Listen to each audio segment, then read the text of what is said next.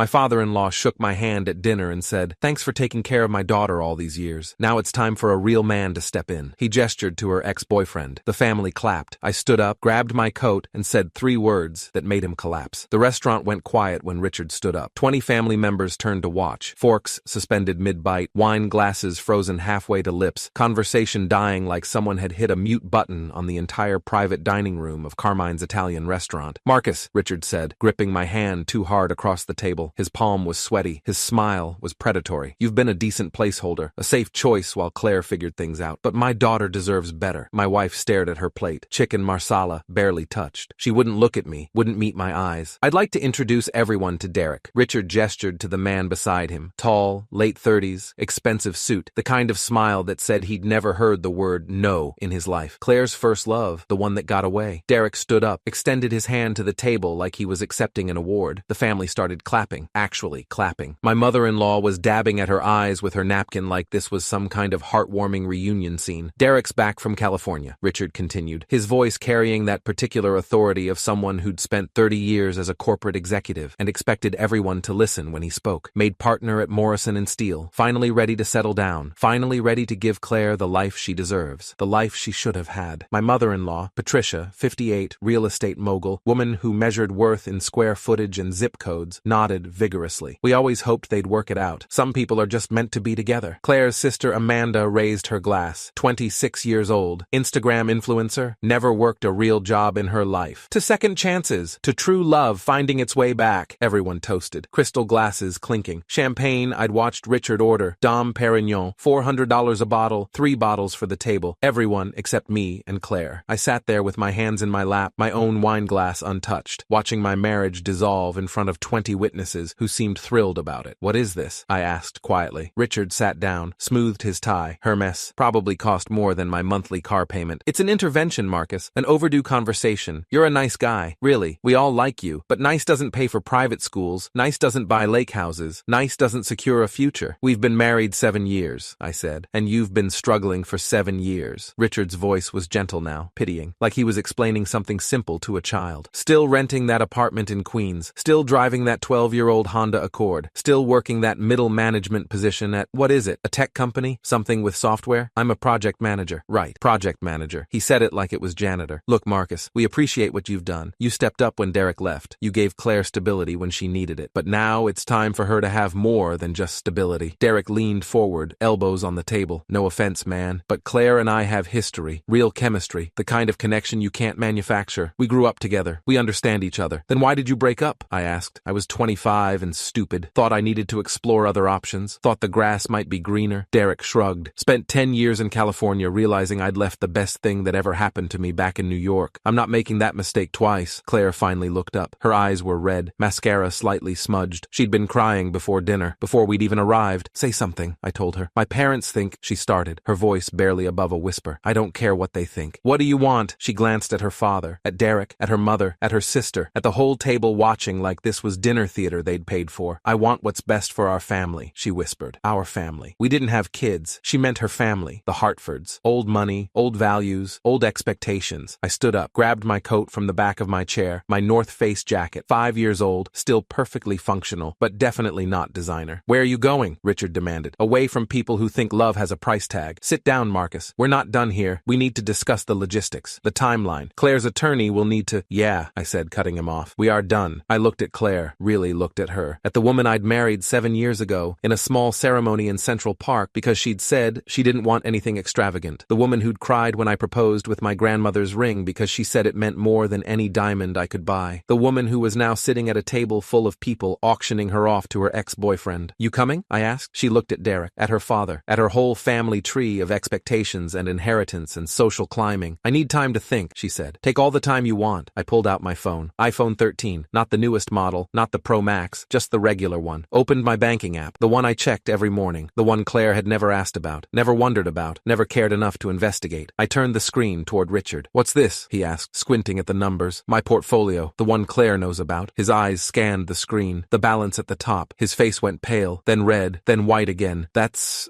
over $2 million. The table went completely silent. You could hear the kitchen staff clanking dishes 2 rooms away. 2.4 million, actually, I said. As of market close today, cryptocurrency Cryptocurrency. Early investments. I bought Bitcoin in 2011 when it was $8, Ethereum in 2016 at $12, sold some at the peaks, held the rest, diversified into index funds and real estate investment trusts. Derek's smirk vanished, actually disappeared from his face like someone had erased it with Photoshop. The Honda Accord, I continued. Paid cash. Bought it off the lot for $28,000 in 2014. Could have bought a Tesla, a BMW, a Mercedes. Didn't need to prove anything. It gets me from point A to point B. That's all a car needs to do. I scrolled down on my phone, showed them the real estate holdings, the rental properties, the commercial investment. The rental apartment in Queens, month-to-month lease because I've been shopping for the right property to buy. Found one last week, actually. 4 bedrooms, 3.5 baths. Lake George view, closing on December 1st. Paid cash, no mortgage. Richard's face had gone from white to gray. Patricia was gripping her napkin so hard her knuckles were white. Amanda had her phone out, probably trying to verify what I was saying on Zillow or something. The middle management job? I smiled. It wasn't a nice smile. I'm director of engineering operations at Cloudscale Technologies. I manage 43 people across 3 continents. My base salary is $280,000 a year, plus stock options currently valued at around $400,000, plus annual bonus that averaged $97,000 over the past 3 years. Claire's mother actually gasped, put her hand over her mouth like she was watching a horror movie. I kept it quiet because Claire asked me to. I looked at my wife. Remember? 2 years into our marriage, you said your family was judgmental, said they'd treat me differently if they knew about money, said they'd want things from us, said it was better if they just thought we were normal middle-class people struggling like everyone else. I paused. Let that sink in. Guess you were right about that. You've been lying to us? Richard sputtered. For 7 years? Pretending to be poor? No. You never asked. You assumed. I wore normal clothes, drove a normal car, lived in a normal apartment. You filled in the rest with your own prejudices. I pulled a manila folder from my coat pocket, set it on the table between the champagne glasses and the bread basket. What's that? Claire asked. Her voice was shaking now. Divorce papers, filed this morning at 9:47 a.m. with the New York County Supreme Court. Case number D, 2024-78943. Her face went white, whiter than her father's. I knew about tonight. Your sister warned me last week. Amanda went pale, dropped her phone. It clattered on the table. Amanda called me. I continued. Tuesday night, November 12th at 10:23 p.m. Told me the family was planning this dinner. Said I should prepare myself. Said she felt guilty but wanted to give me a heads up. I nodded at Amanda. Thanks for that, by the way. You knew? Claire whispered. You knew what was happening and you came anyway? Your family's been planning this for over a month. There's a group chat. Claire's Future, it's called. 17 members. Everyone at this table except me. I pulled out my phone again. Showed screenshots. Messages from Patricia. Derek's finally ready. This is Claire's chance. From Richard. We need to handle Marcus carefully. He seems attached. From Amanda. Should we tell him before the dinner or just ambush him? From Claire's cousin Jennifer. Ambush is cleaner. Rip the band-aid off. Screenshots are in the folder, I said, along with the divorce filing, the financial disclosures, and a few other interesting documents. I looked at Derek. He was frozen, like a statue. She knew too, by the way. Claire, she's been texting with Derek for 6 weeks, planning this, planning her exit strategy. That's not true, Claire started. I pulled out another page. Phone records from our family plan. Verizon Wireless. Account holder, Marcus Chen. 217 calls between Claire Hartford Chen and Derek Morrison. 1,743 text messages. I'm a director of engineering operations, I said. I know how to check records. I have administrator access to our phone plan. Have had it for 7 years. Derek stood up, chair scraping. This is just a misunderstanding, is it? I looked at him. Because Claire's been telling you she settled for me, that she wishes she could go back and choose differently, that she's been waiting for you to come back. That's all in the texts. Want me to read them aloud? I had the screenshots, printed them out, brought them in the folder, but I didn't need to show them. Claire's face told the whole story. The guilt, the shame, the realization that she'd been caught. How dare you spy on your own wife? Richard shouted, standing up now. His face was purple. How dare you violate her privacy like this? How dare you auction off your daughter like livestock? I said calmly. How dare you treat marriage like a business transaction? How dare you call me a placeholder to my face while eating at a restaurant I'm about to pay for? Richard grabbed his chest, his left arm, started breathing hard, short, rapid breaths. Dad? Claire reached for him. Dad, what's wrong? Someone call 911, Patricia said, her voice going shrill. Richard, sit down. Someone get him water. I picked up my folder, started walking toward the door. Wait, Claire called. Marcus, please. This isn't what it looks like. We can talk about this. We can work this out. I stopped at the door of the private dining room, turned back. It's exactly what it looks like, I said. You wanted a real man, someone with real money, someone who could give you the life your parents think you deserve, someone like Derek who made partner and drives a Range Rover and belongs to the right country club. I looked at the whole table, at Richard gasping, his face gray, Patricia calling for an ambulance, at Derek frozen like he'd just realized he'd stepped in something he couldn't scrape off, at Claire crying, mascara running down her face, at Amanda looking guilty, at 20 family members who'd just clapped for my replacement. Turns out you had that all along, I said. You just didn't know it because you never bothered to ask, because you were too busy being ashamed of my Honda Accord and my North Face jacket and my normal apartment to actually talk to me about our finances, about our future, about anything real. I looked at Derek. He's all yours now. Hope partner's salary at Morrison & Steele is enough. I looked it up. About $350,000 a year. Not bad. Almost what I make. But you'll have law school debt eating into that. Student loans, partnership buy-in. You'll be comfortable, upper middle class, maybe afford a nice house in Westchester if you're careful. We can fix this, Claire said, standing now, crying openly. I made a mistake. I'll tell them no. I'll tell Derek to leave. We can go to counseling. The papers are filed. My lawyer will contact you Monday. Jennifer Wu at Morrison Hayes. That's a different Morrison than your boyfriend, by the way. She's been my attorney for 6 years. Partner. 23 years experience in matrimony law. She's very good. You can't just leave me. I'm not leaving you. I opened the door. Behind me I could hear Richard gasping. Someone on the phone with 911. Claire sobbing. Derek saying something about calling his lawyer. The whole table erupting in chaos. I'm leaving all of you. I walked out of Carmine's into the cold November night. Got in my Honda Accord, the one Richard had mocked, the one that had 127,000 miles on it, and ran perfectly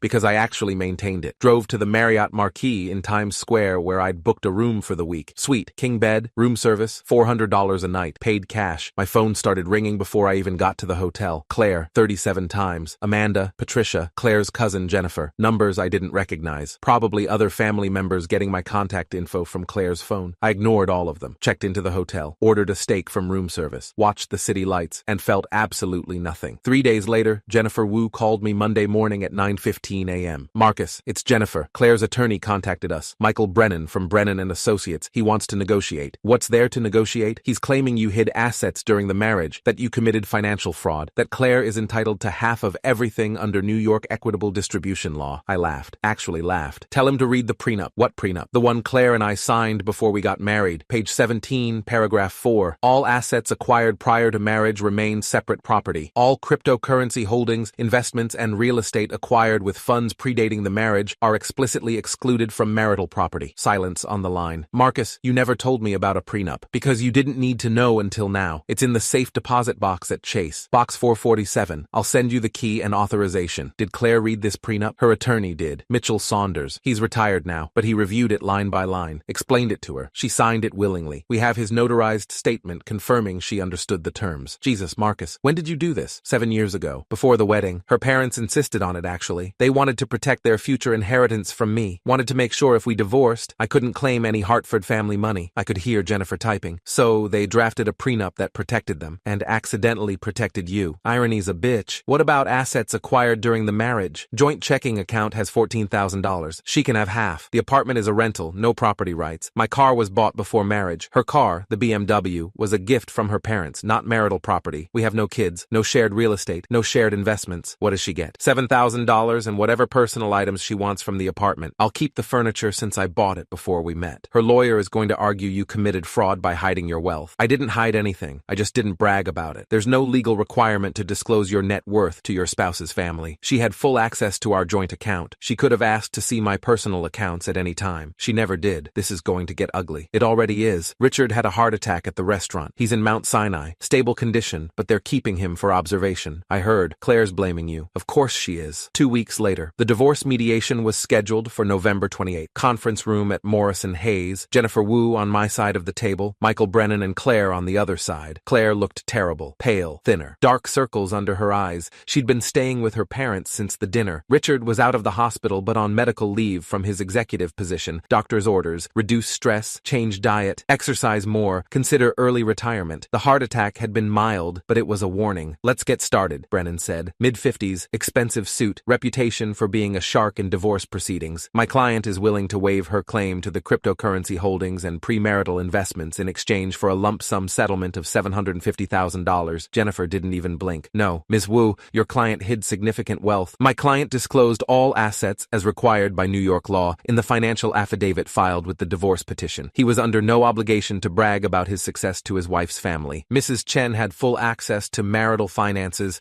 and chose not to inquire about her husband's personal accounts. He committed fraud by omission. There's no such thing in New York matrimonial law. He didn't lie. He didn't forge documents. He didn't hide accounts from his spouse. He simply didn't volunteer information that wasn't requested. Brennan leaned forward. The prenuptial agreement is invalid. It was signed under duress, Yes, it was signed 7 months before the wedding. Mrs. Chen had independent legal counsel. She could have walked away at any time. There was no duress. Her attorney was hired by her parents. There was inherent conflict of interest. Her attorney was licensed to practice law in New York. He reviewed the document. He explained it to her. She signed it. We have his sworn affidavit confirming she understood the terms. Judge Morrison already reviewed this last week and found the prenup valid and enforceable. Brennan's jaw tightened. He looked at Claire. She was crying, silent tears streaming down her face. Claire, I said quietly, why are you doing this? She looked up. You humiliated me. You humiliated my entire family. My father had a heart attack because of you. Your father had a heart attack because he has coronary artery disease and high blood pressure,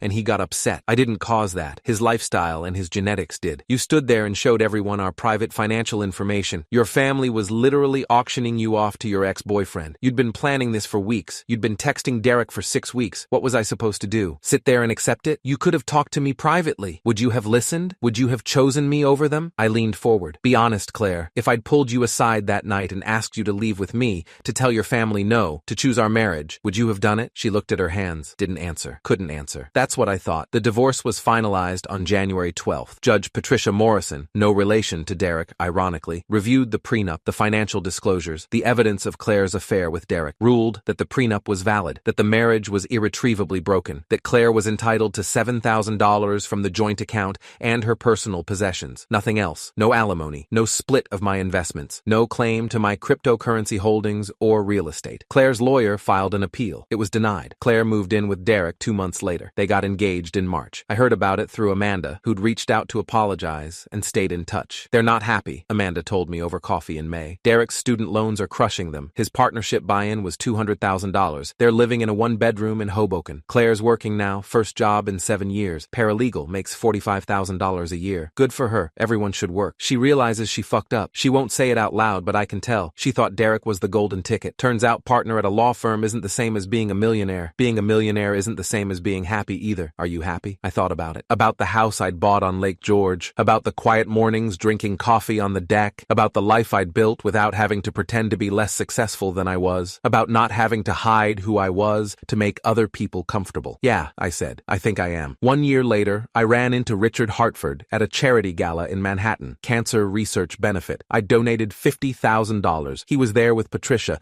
both of them looking older, smaller somehow. He saw me across the room. Looked like he wanted to leave, but he walked over instead. Marcus, Richard, we stood there awkwardly. I heard you donated a significant sum tonight, he said finally. Cancer research is important. Lost my mother to it. Seemed worth supporting. I'm sorry. About your mother. I didn't know. You never asked. He flinched. I owe you an apology, he said. For the dinner, for the ambush, for everything. I was wrong about you. We all were. Yeah, you were. Claire's miserable. In case you were wondering, I wasn't. She married Derek last month. Small ceremony. They're struggling financially. His debt is worse than we realized. They're fighting constantly about money. That's unfortunate. Is it? Richard looked at me. Or is it what she deserves? Nobody deserves to be unhappy, Richard, but people do deserve the consequences of their choices. I suppose that's true. He looked older than 62. The heart attack had aged him. So had watching his daughter realize she'd traded a good man for an expensive mistake. I hope you find happiness, he said. Real happiness. Not the kind I tried to force on Claire. I already did. I walked away. Didn't look back. 2 years later, I got remarried. Sarah, 34, architect, smart, independent. Had her own career, her own money, her own life. We met at a professional networking event. Started talking about sustainable building design. Ended up talking for 3 hours. She didn't care about my car or my clothes or my bank account. She cared about my ideas, my values, my character. We got married at City Hall. Just us and 2 witnesses. No family drama, no interventions, no expectations except the ones we set for ourselves. Bought a house together in the Catskills. Both our names on the deed. Joint finances. Equal partnership. The way it should be. I thought about Claire sometimes. About the restaurant. About Richard's face when he saw my bank account. About Derek's smirk disappearing. About 20 family members who'd clapped for my replacement. And I felt nothing but gratitude. Gratitude that they'd shown me who they really were. Gratitude that I'd had the evidence to protect myself. Gratitude that I'd walked away instead of fighting for someone who'd already chosen to leave. Some people think revenge is about destruction, about making the other person suffer. But the best revenge is building a life so good that you forget why you wanted revenge in the first place.